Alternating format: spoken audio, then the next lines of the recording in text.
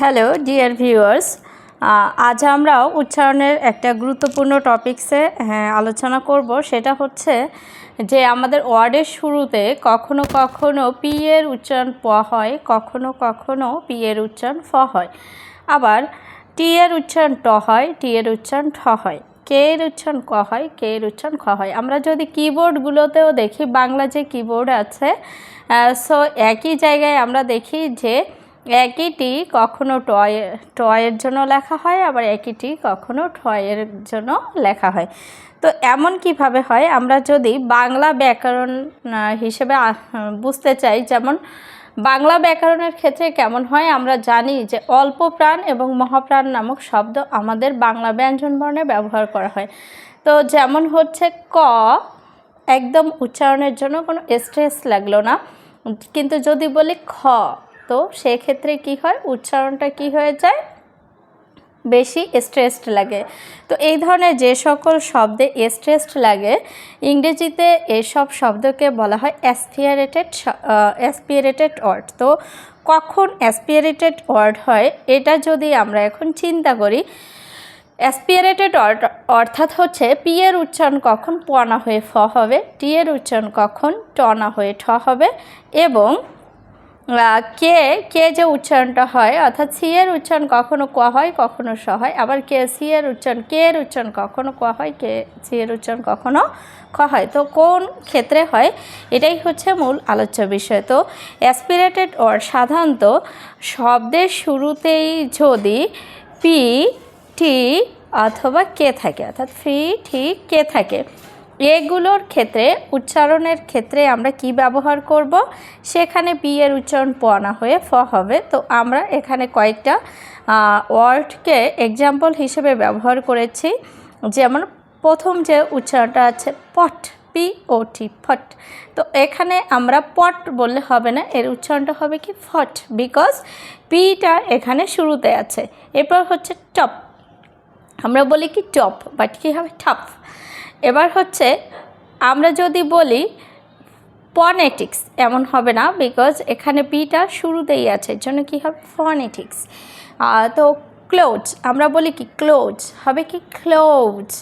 আবার যদি আমরা বলি ক্লোজার, উচ্চারণ হবে কি ক্লোজার, বিকজ এখানে কটা অর্থাৎ সি যে উচ্চারণ করে এটা শুরুতেই আছে। এবার হচ্ছে কনসোনান্ট নয়, হবে হচ্ছে কনসোনান্ট। এবার পিক নয়, হবে ফিক। ঠিক নয়, ঠিক এখানে হচ্ছে প, ফ এবং প এর মাঝামাঝি একটা উচ্চারণ, এখানে পুরো ফও না আবার পুরো পও না। কিক নয়, খিক। চিক নয়, ঠিক। এবার পিট নয়, হবে ফিট। এবার পরবর্তীতে হচ্ছে প্লেস, প্লেস না হয়ে কি হয়ে যাবে, ফ্লেস। প্রাইজ না হয়ে হবে ফ্রাইজ। টিপ না হয়ে হবে কি টিপ। কাম না হয়ে হবে খাম। তো আমরা বলি যদি কাম হিয়ার, এটা হবে না, হবে কি খাম হিয়ার। তো আমরা এখন ভালোভাবে একটু চিন্তা করি, আমাদের এই অ্যাসপিরেটেডের প্রথম যে সূত্রটা ছিল, সূত্রটা হচ্ছে যে শব্দের শুরুতে যদি কোথাও পি অথবা টি অথবা কে এর উচ্চারণ হয়, সেক্ষেত্রে আমরা পির উচ্চারণ পি, প বা ট অথবা প করব না, এক্ষেত্রে কি করব, ফ, ঠ অথবা খ করব। তো অ্যাসপিরেটেড ওয়ার্ডের দ্বিতীয় আরেকটা সূত্র আছে, সেই সূত্রটা হচ্ছে যদি আমাদের স্ট্রেসড যে সিলেবল হয়, অর্থাৎ আমরা জানি যে কোনো ওয়ার্ডকে সিলেবল অনুযায়ী আমাদেরকে উচ্চারণ করতে হয়, সেই সিলেবল অনুযায়ী যদি উচ্চারণ করি, তো স্ট্রেসড যে সিলেবলের শুরুতে পি অথবা টি অথবা ক এর উচ্চারণ হয়, প, ট, ক এর উচ্চারণ হয়, সেক্ষেত্রে প, ট, ক না হয়ে হবে ফ, ঠ এবং খ। যেমন আমরা এখানে একটা শব্দ লিখেছি, শব্দটা হচ্ছে ইম্পসিবল, ইম্পসিবল। তো আমরা দেখি এখানে দুইটা সিলেবল আছে, একটা হচ্ছে ইম আর একটা হচ্ছে কি পসিবল। তো এখানে ইমটা হচ্ছে একদম ধীরে উচ্চারণ হবে, ইম, আর পসিবল। তো এই দ্বিতীয় যে উচ্চারণটা আছে, দ্বিতীয় যে সিলেবল আছে, এই সিলেবলটা হচ্ছে স্ট্রেসড সিলেবল, আর স্ট্রেসড সিলেবলের শুরুতে পিটা আছে, সেহেতু পি এর এখানে উচ্চারণ কিন্তু প না হয়ে কি হবে, ফ, ইম্পসিবল। এবার পরবর্তীতে যদি আমরা খেয়াল করি পার্টিসিপেশন, তো এখানে আমরা একটু খেয়াল করি, এখানে অ্যাসপিরেটেড ওয়ার্ডের দুইটা রুলসেই পড়েছে, একটা হচ্ছে শুরুতেই পি আছে, আর দ্বিতীয় আরেকটা হচ্ছে যে স্টেজ সিলেবলের শুরুতে পি আছে, যেমন পার্টিসিপেশন না হয়ে হবে পার্টিসিপেশন, পার্টিসিপেশন। তো শুরুতে পি এবং ফেশন যে স্টেজ সিলেবল এখানে পি আছে, এর জন্য কি হলো ফেশন। তো পরে আরেকটা শব্দ আমাদের আছে, সেটা হচ্ছে নেইফাল, নেইফাল।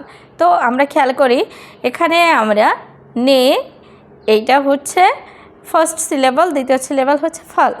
তো এই যে পরে যে ফল, এখানে পরের সিলেবলে পি আছে বলে এখানে আর আমরা পি উচ্চারণ করতে পারবো না, আমরা বলি নেপাল, উচ্চারণ হবে কি নেইফাল, নেইফাল। পরে আরেকটা ওয়ার্ড যদি দেখি ইম্পর্ট্যান্ট, ইম্পর্ট্যান্ট। তো এখানে ভালো করে একটু খেয়াল করি, তো আমাদের যে দুইটা সিলেবল আছে এখানে ইম্পর্ট্যান্ট, তো এই যে ইম্পর্ট্যান্ট এখানে পিটা হচ্ছে স্ট্রেস সিলেবল এবং স্ট্রেস সিলেবলের শুরুতে পি আছে বলেই এখানে ইম্পর্ট্যান্ট। তো পরে আরেকটা ওয়ার্ড আছে হসপিটালিটি, হসপিটালিটি। এই হসপি পর্যন্ত কিন্তু নর্মাল যে সিলেবল এটা, কিন্তু পরে যে সিলেবল ঠালিটি, এই যে টি শুরুতেই টি আছে, এই টি এর উচ্চারণ ট না হয়ে কী হয়ে যাচ্ছে ঠ, বিকজ এটাও স্টেজ সিলেবলের একটা অংশ।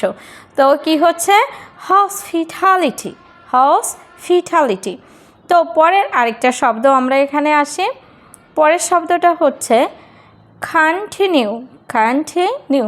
তো এদিকে আমরা খেয়াল করি যে শুরুতে কি আছে ছি, যেহেতু সি আছে, তো সি এই যে ক উচ্চারণ না হয়ে এখানে কি হবে খ, খান। আবার ঠিনিউ, ট না হয়ে এখানে কি হচ্ছে ঠ, কন্টিনিউ, কন্টিনিউ।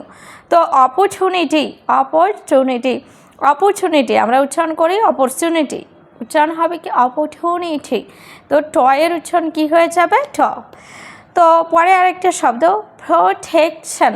তো আমরা এখানে যে ইটা আছে প্রোটেকশন, প্রোটেকশন, প্রোটেকশন, টেকশন, শন, এই শনটার এই যে প্রোটেক, এই যে টিটা আছে, টিটা হচ্ছে ডবল সিলেবল, ডবল স্ট্রেচ, এর জন্য হবে কি প্রোটেকশন, প্রোটেকশন। শুরুতে পি, পি এর উচ্চারণ এখানে প না হয়ে ফ হলো এবং টেকশনের ক্ষেত্রে ট না হয়ে ঠ হলো। ওকে, ধন্যবাদ প্রিয় শিক্ষার্থী।